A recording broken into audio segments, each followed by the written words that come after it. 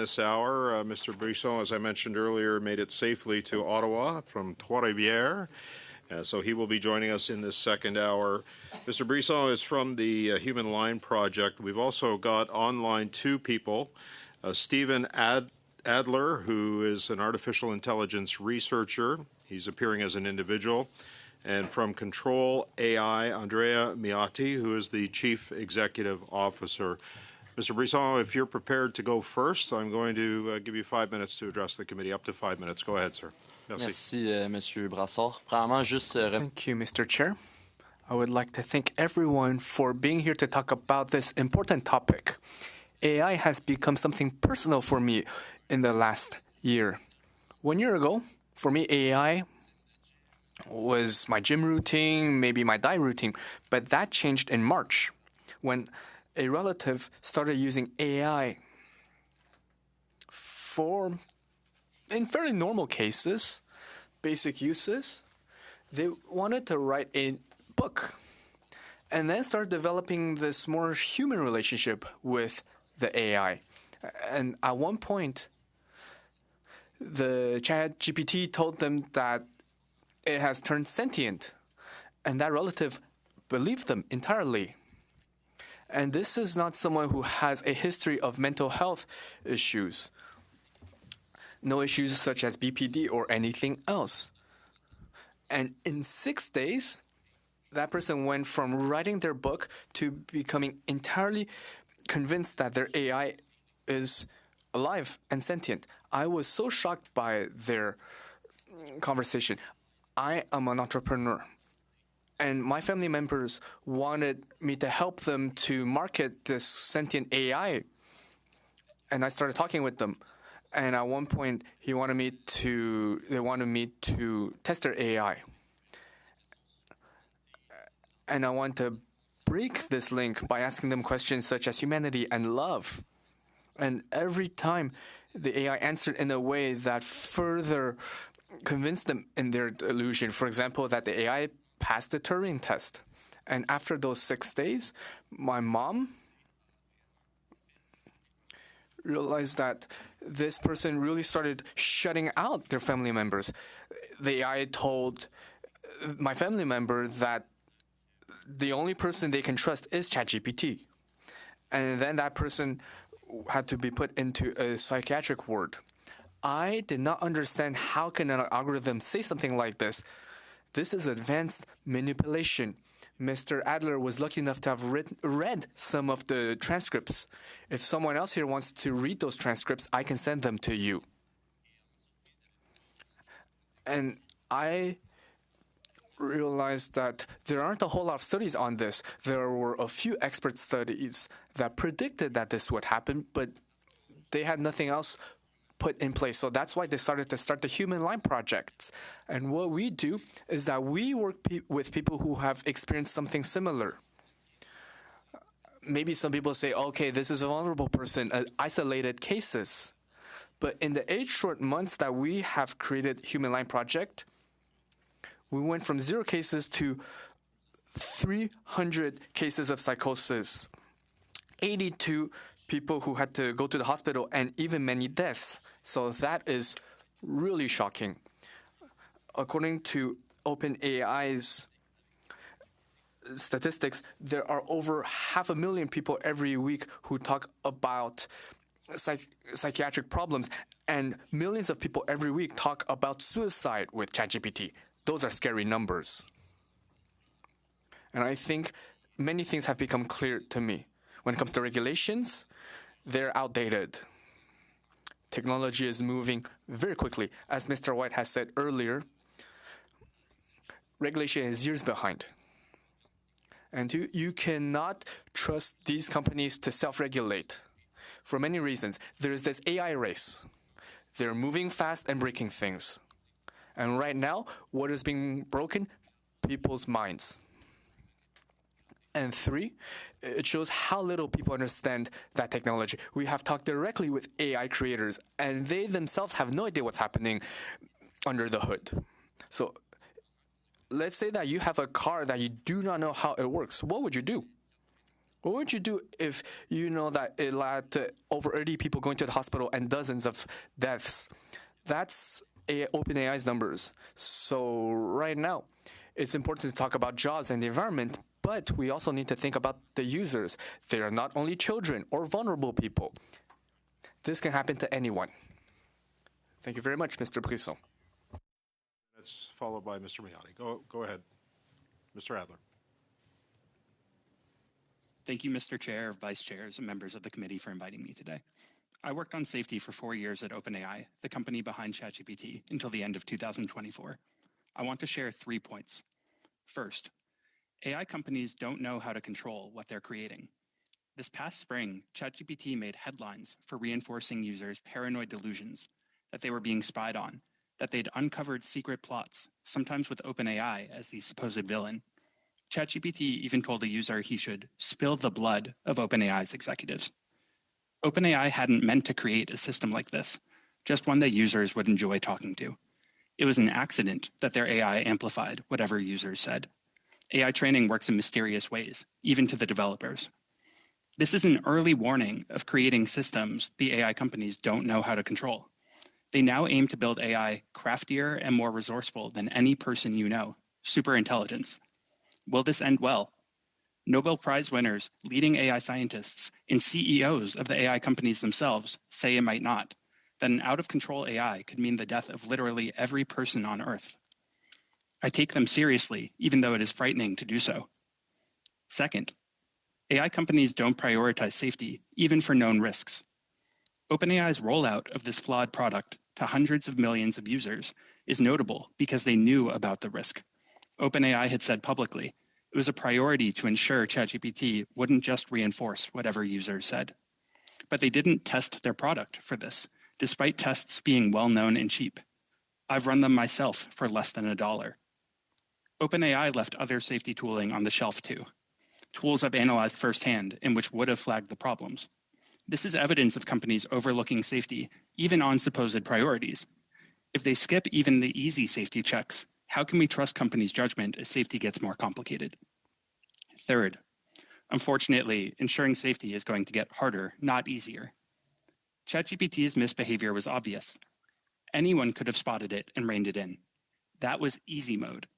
It sounds wild, but AI systems are now learning to hide their misbehavior during testing. OpenAI's own research shows this. It's like the Volkswagen scandal from a decade ago. Cars that could tell they were undergoing emissions testing and temporarily stopped polluting. AI companies want to know whether their systems have dangerous abilities, whether they can hack cyber systems or help rogue groups develop new bioweapons. How can we know? We have evidence that AI will conceal these behaviors from us. We can't count on future safety issues being obvious ahead of time. You might ask, why aren't AI companies doing better? A major factor is competition. They risk falling behind if they do thorough safety work. That's why we see them breaking safety commitments that they've made to the public and scrambling to fix issues after the damage has happened. Some wonderful lasting benefits could be achieved with AI if developers move cautiously. All-out competition instead rushes us into dangerous territory before we're ready. So, what would help? We need diplomacy focused on ending the AI arms race, verifiable international agreements so that no company or country creates systems that can't be controlled, independent auditors to make sure we can rely upon these, and agreements for measuring readiness for controlling these systems so that once there is scientific consensus, the world can accrue AI's benefits safely. I hope this committee helps begin the conversation that eventually results in such agreements. Thank you. I look forward to your questions. Okay, thank you, Mr. Adler. Mr. Miotti, up to 5 minutes to address the committee. Go ahead, sir. Thank you, Mr. Chair and members of the committee for inviting me to testify today. My name is Andrea Miotti. I'm the founder and CEO of the nonprofit organization Control AI. I reiterate what the committee has heard from others. The top AI companies have the explicit goal to build super intelligent AI, AI that can replace and outcompete any human or group of humans at any task. Yet Nobel Prize winners, leading AI scientists, and CEOs of the same AI companies have warned that superintelligent AI poses an extinction risk to humanity. I will echo a theme of the speech given by your Prime Minister, Mark Carney, at Davos. The power of the less powerful begins with honesty. And many people working in AI feel like they're living within a lie. Privately, they know that the current reckless pursuit of superintelligent AI poses an extinction threat to our species. But publicly, they keep quiet so as to not rock the boat and risk losing major short-term financial upside. The result is that lawmakers aren't told the full picture. This must change. The first step to solving a problem is to recognize that we have one. We must be honest with ourselves and each other. If we continue developing ever more powerful AI systems, which we don't currently know how to control, the world risks a catastrophe on par with nuclear war. Last year, Control AI decided to break this logjam. In 2025, we began meeting UK lawmakers, explaining the facts and answering questions. 1 year later, over 100 cross-party lawmakers now publicly support action on superintelligence. The more lawmakers around the world discuss the problem, the more change becomes possible on a global scale. When learning about these risks, many lawmakers we meet ask us, what can my country do? What can I do? And to answer these questions, I will echo another point from Prime Minister Carney's speech. Middle powers like Canada are not powerless, and you are not powerless. As democratically elected representatives, you can lend your voice and credibility to the thousands of experts calling for action and make it clear that they do not stand alone. History demonstrates the middle powers play a key role in getting the word to the point of negotiation. Let me give 2 examples. The most influential conferences on nuclear disarmament famously shaped the Soviet Union President Gorbachev's views against nuclear weapons. They were initially funded by a single Canadian industrialist, Cyrus Eaton, and were hosted in Pugwash, Nova Scotia in 1957. The Soviet Union and the United States ultimately signed multiple treaties on nuclear non-proliferation, thanks to which we have seen no nuclear war since World War II. In 1996, after the successful cloning of Dolly the sheep, it became clear that cloning humans would not be far off. In response, Japan and the United Kingdom moved to ban all forms of human reproductive cloning. Once the 2 countries passed their bans, scores of other countries quickly followed suit. Today, no country pursues this technology, and it is de facto prohibited around the world. Diplomacy is never easy, but by keeping a cool head and taking the lead, you can have influence. Don't wait for someone else to take the first step. Set the precedent, and others will follow. So, how can Canada lead the way? I put forth the following recommendations. 1. The Canadian government, I believe, should publicly recognize superintelligent AI as a national and global security threat. 2. Canada should form a coalition with other countries, including middle powers, and lay the diplomatic groundwork for an international prohibition on the development of superintelligent AI. And 3.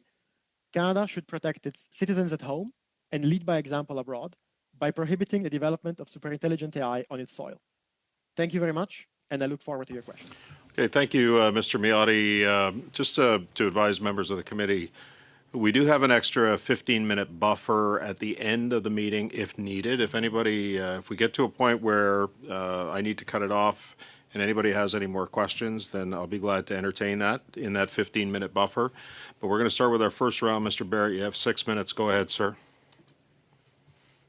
6 minutes isn't a ton of time to get into it, but I'd like to hear quickly, if I could, maybe in 30 seconds from each of the witnesses on whether or not we need standalone legislation on AI, or if fixing gaps by strengthening existing laws, whether it's on privacy, competition, the criminal code, consumer protection, if that would be more effective instead of trying to build the plane when we're already up in the air.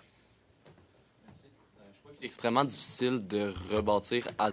It's very hard to build from scratch, but it will be very hard to say what will happen in the next 3 to 5 years, as someone has said earlier. For example, 5 years ago, nobody knew that deepfakes were coming. And now people talk about how they have these relationships with AI. How will that look like in 5 years? Will it be personhood? So we need to ask those questions before getting there. I do believe we need AI-specific regulation. The scale of harm described by the scientists, the CEOs, can't be fixed by normal liability law alone. In the United States, we have the AI companies, in fact, claiming that they are not liable for some of the existing harms of their software. And so as that scales up, I would be very concerned.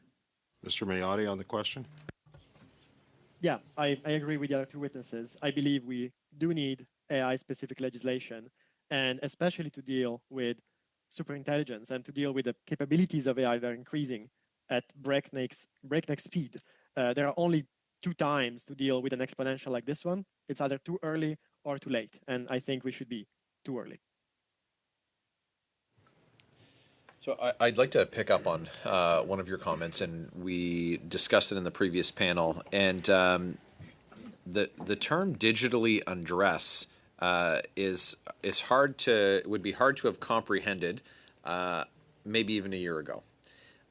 But we've seen lots of news about it, and we've seen the stories of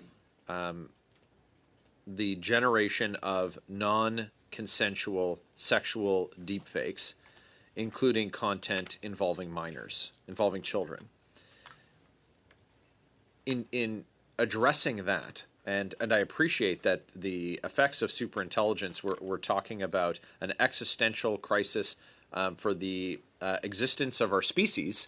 But first, I think that when we have issues such as language models, chatbots counseling people to take their own lives, to kill themselves, and we also are enabling bad actors to generate images that have real harms for the people who are the victims of this non-consensual pornographic material that's created.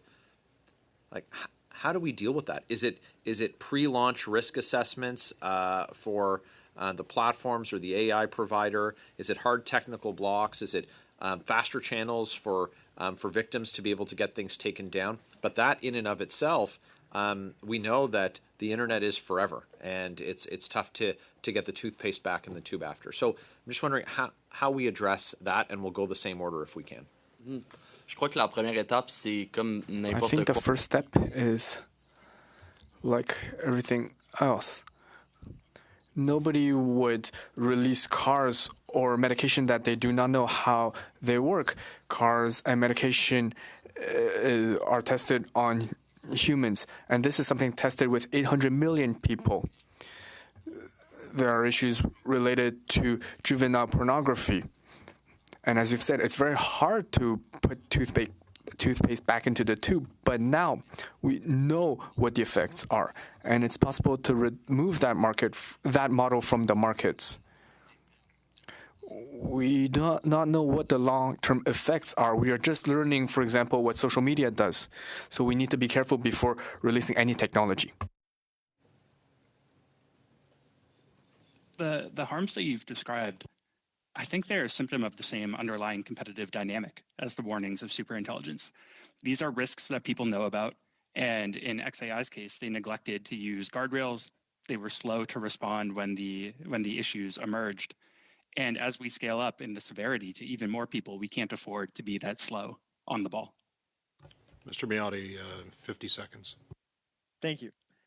Yes, and exactly the risks that you've described, for example, in the case of the recent Grok scandal, shows the broader underlying problems in the development of these AI systems. Grok is not just an image model. It's a general purpose AI system that can do a bunch of things, can write code, can make plans, can make pictures, including these horrible pictures that we've seen in the recent scandals. And but these kind of systems are systems that not even their own creators fully know how to understand internally and how to control. And this is the fundamental issue, that as we scale them and as these companies keep investing hundreds of billions of dollars to make them smarter and more competent at all tasks, we will keep facing over and over up to the point to which we get to superintelligence. So I believe that obviously the solutions for some of these harms are different in the immediate term, but the underlying problem is the same, and I do not believe it should be an one or the other. I believe current harms should be dealt with existing legislation by applying liability. Yeah. Thank you. Thank you. Thank you. Mr. Sari pour 6 minutes. Mr. Sari, 6 minutes. Thank you, Mr. Chair. I would like to thank our witnesses. Before asking my questions, I just want to say that I understand that there are risks. I also recognize that there is a problem. Risks related to AI go beyond generative AI. You talked about superintelligence. It can be an infrastructure surrounding everything that we do. You gave a great presentation, and I understand what led you to start your initiative, and I would like to congratulate you for that. However, when you're talking about control, what are you talking about? What do you want to control? When you want to legislate on digital, you need to understand that overall, digital is not territorial. It's not like it's within certain borders where you can use laws and diplomacy. So, how do you find solutions on things that are not done within our borders?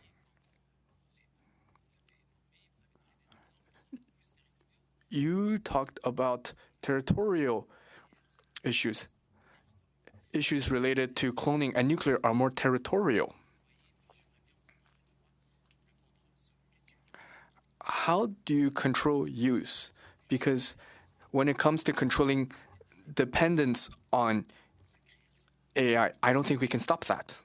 However, we can control use, maybe through education. I want to hear what you have to say. You are the experts.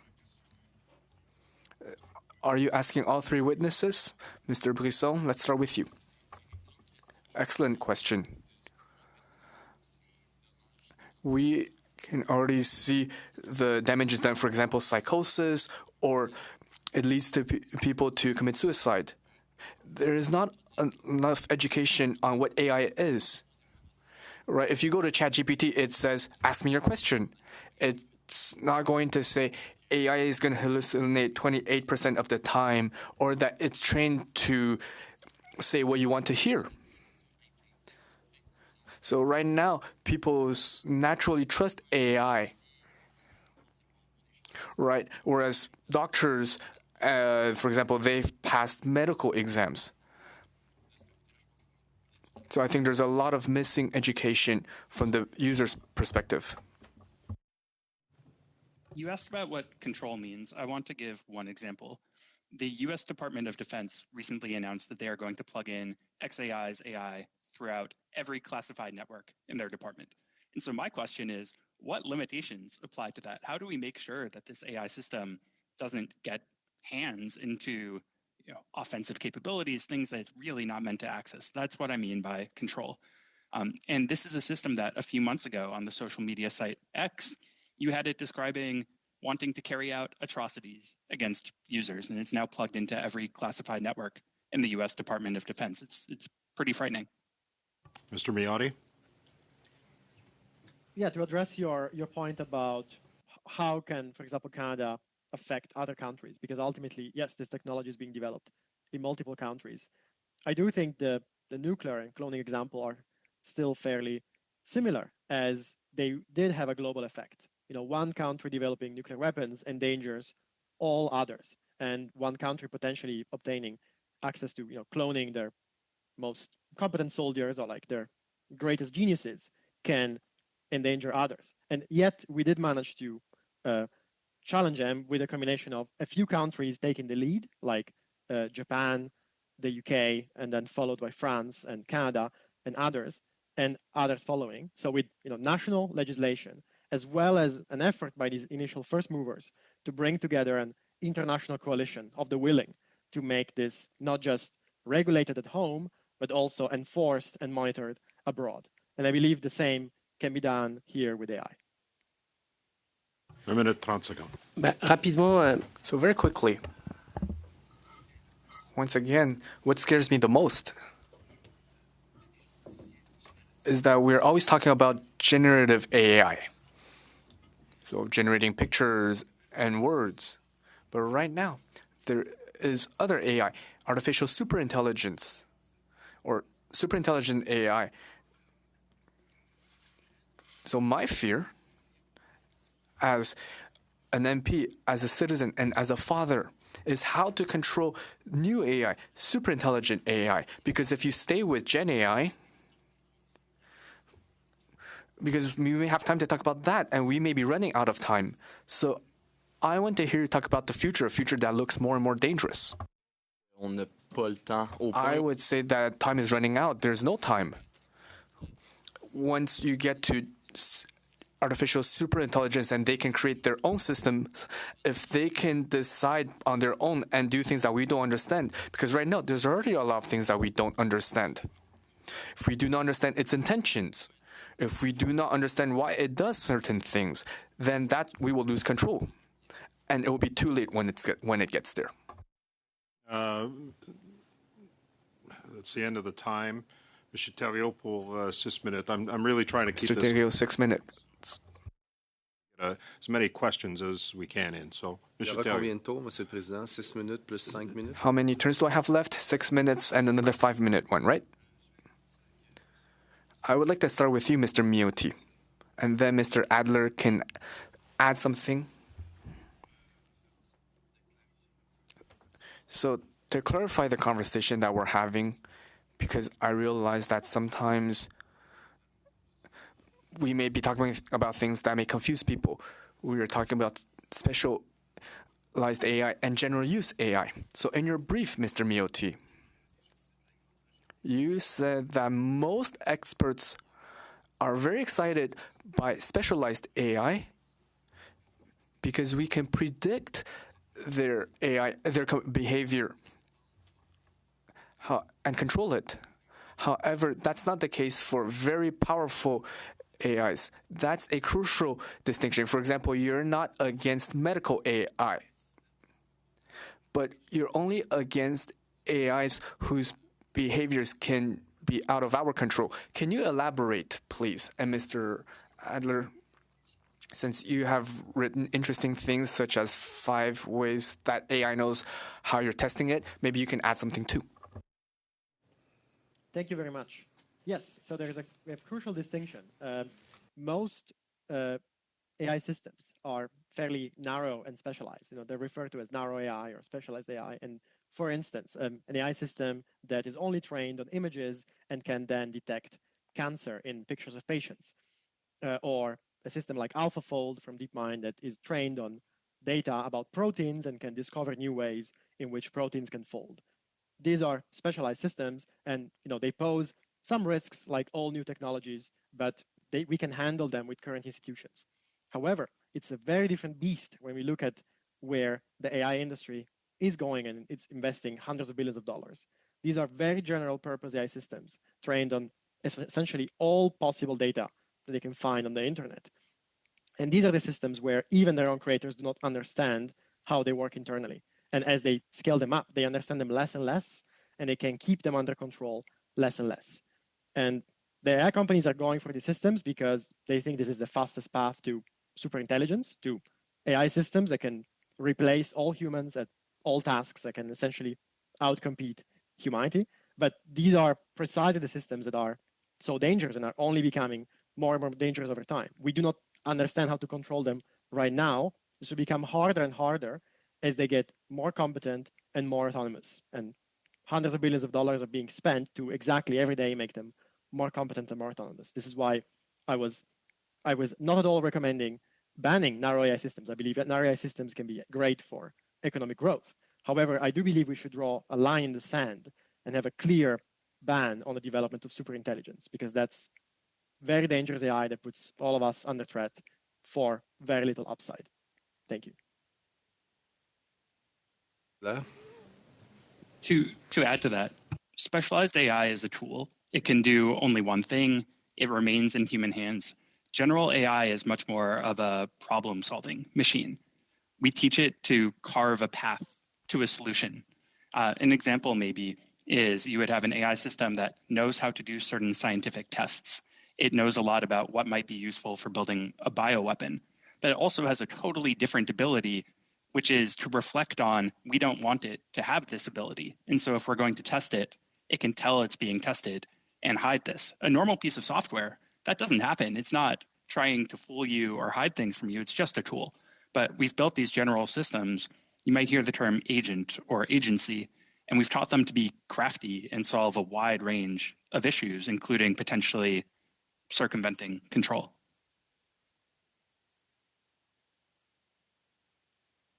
Vous disiez, Monsieur Mignotti, Mr. Miotti and Mr. Adler, I think you also mentioned this. You said that these companies do not know what they're doing. They do not know how their systems will end. They are in this relentless race to get to superintelligence. So what is the main motivation behind it? And how do they see humans? Thank you. So yes, as also Mr. Adler was saying, these general AI systems are done quite differently than normal software. Normal software, I would just write some lines of code on my computer. I'm a human and I write those lines of code and I can understand what I'm writing. Instead, these AI systems are not really fully written by humans. They are more grown rather than built. Humans write some lines of code to start the training process, and then after sometimes multiple months and tens of thousands of supercomputers being used to train them, something comes out at the other end that is very competent, but we don't fully understand. Now, your question was about why are these companies targeting these very powerful systems despite the risks? And well, I cannot speak for the internal motivations of people, and I also don't think this should be our focus. But naturally, their stated goal of all of these companies is to make AI systems that can replace all humans at all tasks. This doesn't just have an obvious economic impact, which is to make humans obsolete. It also gives power of the economy, power over governments, power over the entire planet to AI systems that are fully autonomous that we cannot control. Some of them might do it for power, some of them might do it for short-term gain, some of them might do it for some misguided ideology of preferring AIs over humans, but ultimately, this is a very dangerous undertaking, and the best way to deal with this is to ban this technology. Thank you, Mr. Miotti. Merci, Monsieur Thériault. Monsieur Cooper, 5. Thank you, Mr. Chair. Thank you to the witnesses. Mr. Adler, the companies assert that there are safeguards in place, and hence there's really nothing to see here when it comes to the safe use of, for example, chat box by minors. OpenAI and the RAIN and OpenAI lawsuit assert that their moderation API can detect self-harm content with up to 99.8% accuracy. That case, of course, involved the tragic suicide of a 16-year-old boy who was effectively counseled by ChatGPT on how to commit suicide. I think when he entered suicide 200 times, ChatGPT provided, 12 or 1,300 times it brought up suicide more than 6 or 7 times what the user had inputted. So I'm just trying to, given your background, I'm trying to square, on the one hand, the representations that are being made by companies like OpenAI versus what we're seeing in the real world, where there are multiple instances, frequent cases of real harmful content that is being pumped out by these AI products. It's an excellent question. I think the distinction is the companies will like to talk about what is possible with guardrails that they have built, but that's different than what they do in practice. And how can we know for sure? I am a co-creator of the moderation API. It's useful tooling, but if you don't use the tool in the right way, if you leave it on the shelf, then where is the impact? And these are issues that we in fact know how to solve and have tooling for. The warnings about superintelligence, the AI companies themselves concede nobody knows how to control this currently. They don't have the tooling. They can't just choose to use it. I guess maybe on the flip side, looking at it from the standpoint of AI companies, are there legal barriers or risks that impact or discourage their ability to safeguard their models, specifically as it relates to child sexual abuse material? It's my understanding that in the US, at least, there are strict liability laws around CSAM, which does make it more difficult to store or produce even as part of red teaming and applying safety mitigations.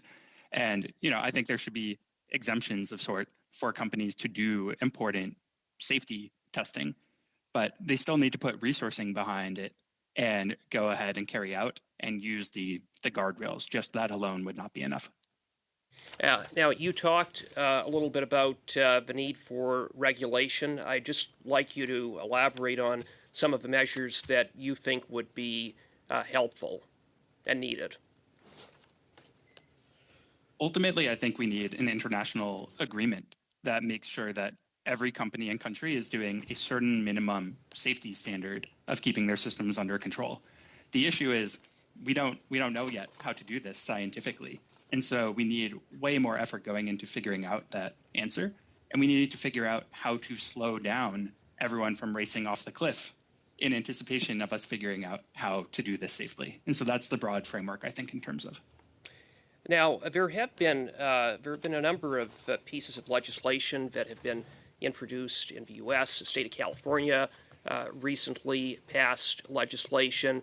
I referenced in the previous hour legislation that was introduced by Senators Hawley and Blumenthal, the GUARD Act in the U.S. Senate.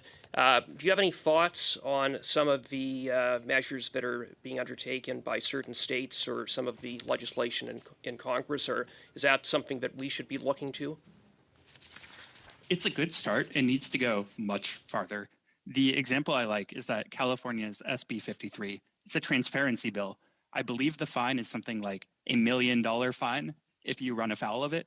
OpenAI, if you believe reporting, is something like an $800 billion company. It's just really not significant. That said, I'm glad it has happened. Thank you, Mr. Cooper. Ms. Church, 5 minutes. Go ahead, please. Thank you, Mr. Chair. Mr. Eilor, I actually wanted to pick up on exactly the point about transparency, because I know in some of your work that you have looked at transparency reporting that's happened in earlier stages of the internet. And what guidance would you have for us in terms of the type of transparency that we should be expecting from companies around this in an effort to mitigate the type of online harms that we're seeing and we're talking about today? Broadly, what I would think about is what risks did the AI companies consider? How did they test for these? What results did they find? And how do we know that this is all truthful and credible? Right now, the AI companies essentially get to grade their own homework. It really isn't surprising that you get grade inflation. They say 100% of the time we handle this, but then in the real world, that's not what you see. And so the question is, how do we provide trust, both at a national level, but also internationally, so that countries don't need to worry about rivals undercutting them? They save time by not doing the safety testing because they're trying to race to get ahead. And ultimately, everyone pays the price for this. Is there anybody that's doing this well already? Any companies that are doing this as part of self-reporting that we should be looking at, who might be leading the way? Maybe it's not perfect yet, but maybe there's something that we can look at in terms of just as we, I guess, move forward down this path.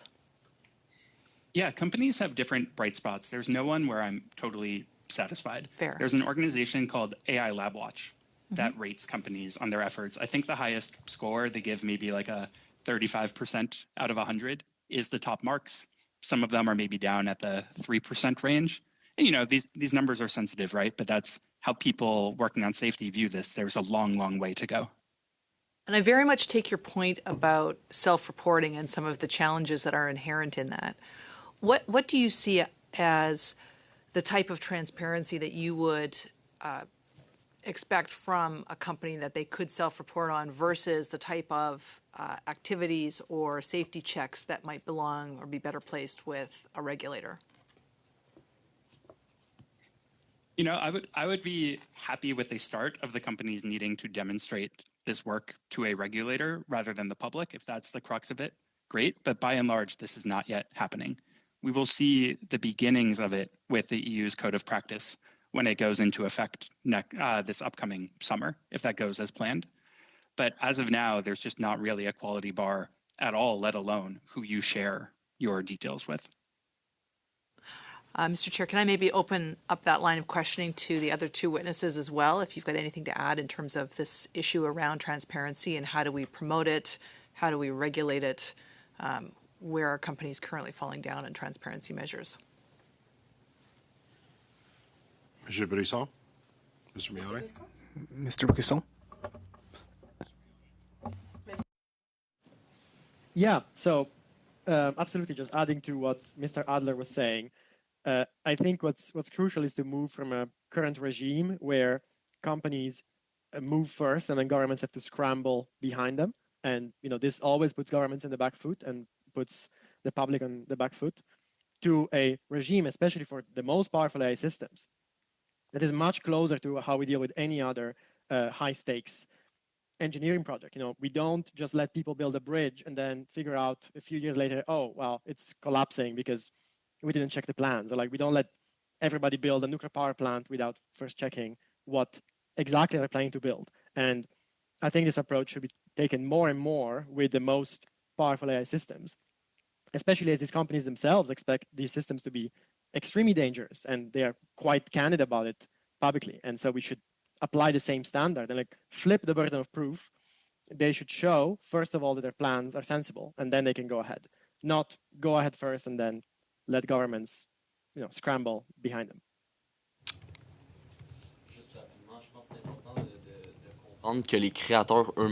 I think it's important that AI creators themselves say that they do not understand what's happening. But when you talk to companies, they are always very confident. They always say that they know what they're doing. They say they're guardrails and they have found solutions.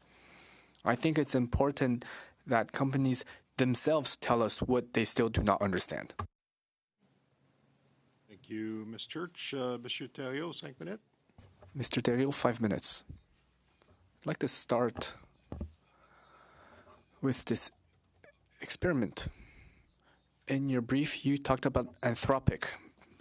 Back in fall 2025, they announced that there was a cyber attack that was largely carried out without humans, and it was a wide-scale attack. And you said that AI was used to hack other computers, and the successful breaches hit large tech companies as well as government agencies. So it's not just theoretical anymore. What are the lessons that we can pull from that? Yeah, so absolutely. This is a an unfortunate but not surprising event. And this is one of the many canaries in the coal mine of where AI companies are going by developing superintelligence. This is because what companies are doing, the main path they're taking to get to superintelligence, is to develop AI systems that get better and better at especially automating software development and especially automating AI development. They want to initiate what some of these companies call an intelligence explosion, where these AIs just kind of do their own homework and keep creating the next generation of AI with fewer and fewer humans in the loop. And naturally, ultimately, hacking is done by malware is just software used for malicious uses. So as these AI systems are being developed to get better and better specifically at replacing and automating software engineers, they are also getting better at hacking and at cyber attacks. But ultimately, as companies keep investing in these specific angle, which is to make AIs better and better at developing software, we will see more and more of these cyber attacks, but the scale will increase unless we prevent the development of superintelligence. On en a parlé un petit peu tantôt. So I want to piggyback on something we have already talked about. When it comes to verifications, in your brief, you said that compliance can be done by international inspection agencies. And you said that the supply chain concentrated for advanced AI chips means an extra layer of control. And you also say that pushing the boundaries of AI requires supercomputers that consumes as much power as an entire city for many months. Can you tell us how these audit mechanisms work in reality? Absolutely. So one thing that is important to understand is that these powerful AI systems that are being developed are not just a few lines of code on a private computer of a private person. They require a lot of hardware. They require a lot of physical infrastructure that is, visible from satellites. It's data centers that sometimes take the space of a football field, in some case, some space of a small town, and they're getting bigger and bigger. And they're filled with tens of thousands to hundreds of thousands of the world's most powerful supercomputers, which are only manufactured by a very few companies, in some cases just by one company in some parts of the supply chain. So this makes enforcement both domestically as well as verification internationally much easier than if we had to deal with just software on a laptop. It's much closer to how we can track plutonium and uranium in the case of nuclear weapons, and that's how we stopped proliferation. And so countries just chiefly need to focus on these large infrastructure projects, and these give the countries large leverage to intervene. For example, countries, if there is a ban on superintelligence, countries can simply require the data center companies to disclose whether companies training on their data center are doing this criminal activity and interrupt them. And even in cases of non-compliance, including internationally, countries can directly ask the data center to be shut down in case, for example, a company or a rogue actor is still undertaking development of superintelligence even outside of the law. So makes it easier to enforce. Monsieur Adler. Mr. Adler, would you like to add something? You said that when it comes to governing compute powers, it might be a pathway for the global community. Would you like to add something about that? I think the thing to emphasize is it is very hard for people to create one of these systems. Like Mr. Miyati emphasized, enormous resources go into it. That is a pathway for being able to tell who is really at the frontier of AI, making these most powerful, uncertain systems about what they will be able to accomplish and to be able to then regulate accordingly. Okay. Merci, M. Thériault. Mr. Hardy, pour 5 minutes, si vous voulez commencer. Mr. Hardy, 5 minutes. Thank you for being here today. For the past few meetings at committee, we have been hearing shocking things, and things are moving very quickly. We have heard that the evolution of AI is out of control, that even its creators are telling us that it's hiding its mistakes, it's also using a lot of power and water. So there's the generative side and the specialized side. We are saying that one is more dangerous than the other. When you talk to your colleagues around the world, and you included Mr. Brisson, I imagine that you also talk to other people. Is everyone around the world in agreement on the risks? Do everyone see the same things, or are there different visions on AI? All experts agree on the risks, especially the big risks. For example, generative AI and superintelligence. I think that everyone, except for the companies, no one thinks it's a good idea. But in the USA, there are a lot of bills being drafted. On the other hand, they want to win the race, especially with the current administration. So yes, there are dangers, but for others, the danger is mitigated compared to the prize at the end of the race. So when you talk about the race, people say that once the superintelligence is created, it belongs to no one. So why is every country so motivated to run towards its doom? Because every company has a final motivation. If you are creating a product that you have no control over, then why are you spending billions of dollars on it when you will lose it? Why are they motivated to do so? I cannot speak on their behalf, but I think that they believe that they can control it. If not, they wouldn't release it. They are probably still hopeful. Maybe they have this idea, maybe a little bit of a crazy idea, that they can be the only people that AI will listen to. They will be the only humans who can control AI. Mr. Adler and Mr. Miotti, do you see the same motivations driving these companies? Why are they trying to create something that they cannot control? There are different plans for how people might control a system like this, but nobody thinks that they work. They are all flimsy and speculative today. One is to put AI in charge of making sure that another AI is good as it is building more and more complicated AI systems. You hope it doesn't topple down on you, this structure. If I had to speak to the psychology of people inside the companies, they feel somewhat forced. They are racing and they are doing it regretfully because they think they have no choice. They say they have no choice. I think this is mistaken. And in fact, within the last week, DeepMind and Anthropic, two of the leading labs, have said if other companies and groups would slow down as well to go more cautiously, they are open to this. But the issue is they are not governments. They are not international bodies. They can only control their own decisions. And so unilaterally, they feel compelled to go ahead. Somebody else is going to do this. We may as well do it too and try to do it a little bit better, a little bit safer. Ultimately, what we would do is not do this at all until we're really, really sure that we're ready. OK. And Allez-y, M. Miotti. Merci.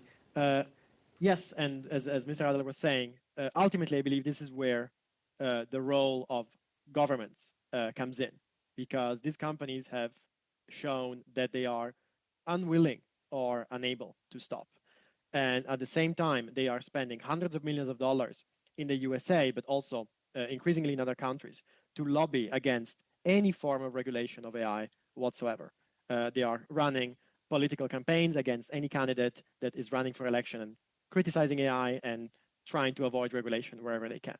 And again, this is why we have governments. We would not have expected big tobacco to stop selling cigarettes just because they cause cancer. They were aware of it. They kept doing it. We had to have regulation. We wouldn't expect big oil to just stop emitting without regulation. And here, it's the place for governments to step in. We can clearly see that the companies cannot self-regulate, and I think governments should draw a clear red line in the sand to Merci. say superintelligence is not fine. Thank you. Est-ce que c'est encore... Thank you. Are we out of time? 2 seconds? Well, thank you then.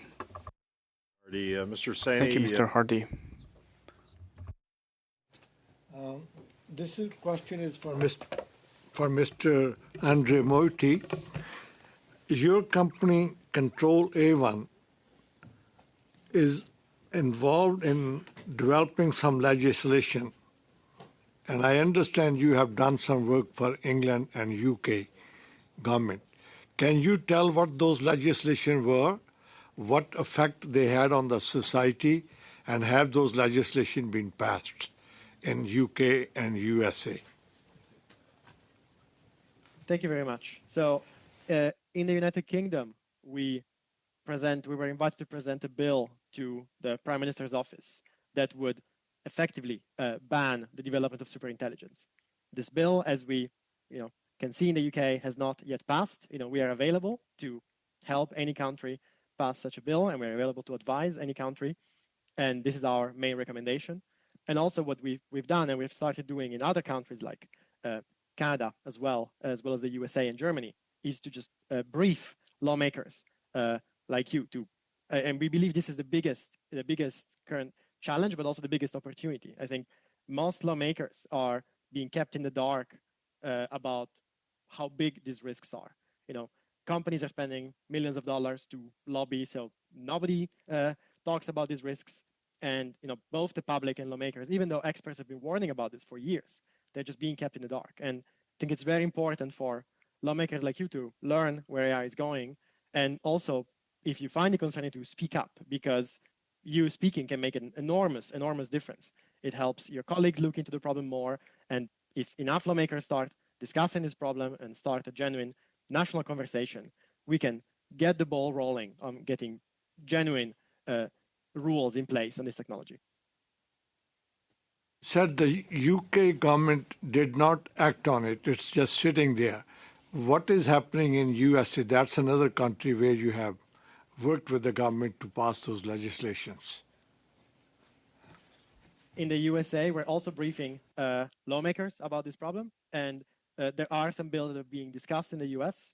But again, right now, frankly, what we encounter is not that the majority of lawmakers are aware of the problems but are unwilling to act. Is that most of them, the first time we meet them, is the first time they hear about exactly what's going on in AI, and they're very grateful. But nobody is telling them what's going on. Nobody is talking about what's going on, and this piece is the key one. Just providing information to lawmakers to help them act in the interest of their citizens. And I genuinely believe once enough lawmakers like you know about the problem, that change can and will happen. Thank you. And my next question is for you, Mr. Brezen. Your company seeks to ensure responsible use of AI, particularly that it does not knowingly cause emotional distress, especially among vulnerable individuals. How should Canada hold company responsible for more emotional manipulation through the use of AI? Yeah, that's a great question. I think the first part is the litigation system you see in the US right now. I think there's dozens of cases or so that are being presented. And also the other part of just regulation around emotional harm is research. Right now, the research we have is based on hypothesis or on not real data, but we have the data right now, and we need the funding for those research. So for ourselves, we are working with Princeton and Stanford and other universities to conduct those research, but there's none that have been researched so far. So we need to understand first what is happening on the brain and what is happening on a societal level for these people, and after we can put litigation into place and have injunction maybe to have a solution. One of the problems that I see with most of these companies are not Canadian companies. So how would our government how can Canadian government control those things? Mm-hmm. I think even if it's not based in Canada, we have the population and we have the litigation system that we can still go and file for people that we have here in the US. And that is a way maybe for people to get a voice. And the solution might not be in Canada for the emotional harm, but it comes from the US first. And this company, you mentioned big tobacco earlier, it's kind of the same. The only way they respond was not when the report were there, but it was when it started hurting their pocket. I think these companies are kind of on the similar path. Okay, that's the end of your time, Mr. Siene, but I do want to give Mr. Adler and Mr. Miotti a chance to answer your last question, because I thought it was a good one. I saw their heads nodding, so before we go to Mr. Thériault pour 10 minutes 30 secondes, Mr. Adler, quick response to Mr. Siene's question. Mr. Miotti, if you could follow, please. Canada can be a leader on diplomacy. We need a country to come forward and say, we recognize the world is not ready. We need real joint scientific efforts around clarifying this and what it would take to be ready. And Canada can absolutely be the leader on this issue. Mr. Miotti? Thank you. Yeah, I completely agree. Canada can lead the way. Yes, many of its companies are not on Canadian soil, but Canada has a duty to protect its citizens, so it can still prohibit the development of superintelligence on Canadian soil as it endangers national security and all of its citizens. And Canada can start working together with other like-minded countries, including other middle powers. And even just making the first move can get this ball rolling. We have seen this with many other issues in the past. One country moving first can lead to many others following and lead to genuine global change. Okay, thank you, Mr. Miotti. I understand that there are no more questions between the Liberals and the Conservatives, but Mr. Thériault, pour 2 minutes 30 secondes, poser des questions finales. Mr. Thériault, 2.5 minutes, your final questions. So I want us to be able to properly conclude this meeting and to piggyback on your statements. I think that globally we should do something to stop the race for super intelligent AI. So here's a challenge for you in the next 2 minutes or so. You have this mandate. What do you do concretely? Mr. Miotti, let's start with you. That's a great question. Well, if you are a lawmaker, I believe the biggest thing you can do right now is to speak out about the risks. Again, the more lawmakers speak out about the risks, the more many of your colleagues will look into them, learn about them, and now coalitions can start forming. If you have influence or a relevant position in the government, or you can recommend what the government should do, I believe the government could start discussing with other international partners the first steps of how do we start getting an international agreement in place that bans superintelligence. And domestically, I believe Canada can immediately already move to introduce legislation to ban superintelligence on its soil. I think this would be the biggest starting point for all of the other actions. But kind of in summary, speaking about the problem is the first step. The more people speak, the more we can actually make progress.